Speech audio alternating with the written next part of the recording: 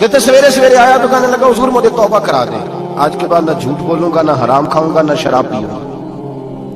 تو کہتے ہیں جتنے لوگ بیٹھے تھے کان کھڑے ہو گئے، کہا تجھے کیا ہوا؟ کہنے لگا 11-12 سال کا نوجوان آیا مجھے توبہ کرا گیا، چڑھتی جوانی، 11-12 سال 14-15 سال کا بچہ مجھے توبہ کرا گیا۔ تو کہتے ہیں ہم محو حیرت ہوئے کہ اتنا سا بچہ؟ تو کہتے ہیں کسی نیک باپ کا بیٹا تھا، کسی پرہیزگار ماں کا بیٹا تھا، گھر میں تربیت۔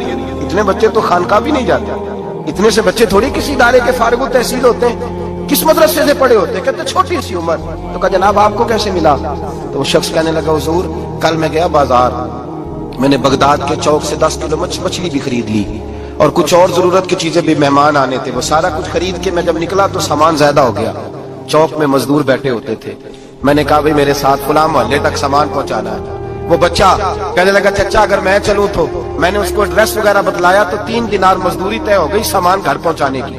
کہتے میرے ساتھ وہ نکلا اور جب رستہ طے کرنے لگا تو رستے میں گرمی بڑی سخت تھی، ظہر کا وقت تھا، ذرا ہم نے چند قدم اٹھائے، 2-4 گلیاں گزرے تھے کہ اذان ظہر کی آواز آنے لگی۔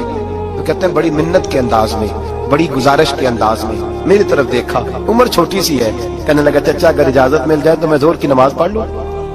کہتے ہیں میں ایک جگہ پھٹے پہ بیٹھ گیا اور گپے کرنے لگا، سامان وہاں رکھا، میں نے کہا پڑھ لے نماز۔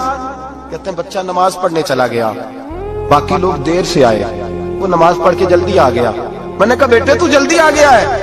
کہنے لگا اس لیے جلدی آیا ہوں کہ آپ یہ نہ سمجھے یہ کام چور ہے، میں نے نفل چھوڑ دیے ہیں، فارغ ہو کے پڑھ لوں گا۔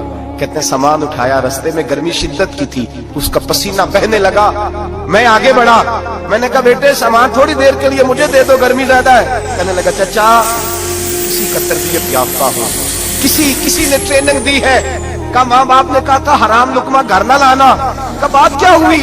کہنے لگے میں آپ کو نہیں دے سکتا، اس لیے کہ 3 دینار مزدوری گھر پہنچانے کی طے کی ہے، اگر آپ اٹھائیں گے تو پھر میں پیسے پورے نہیں لوں گا۔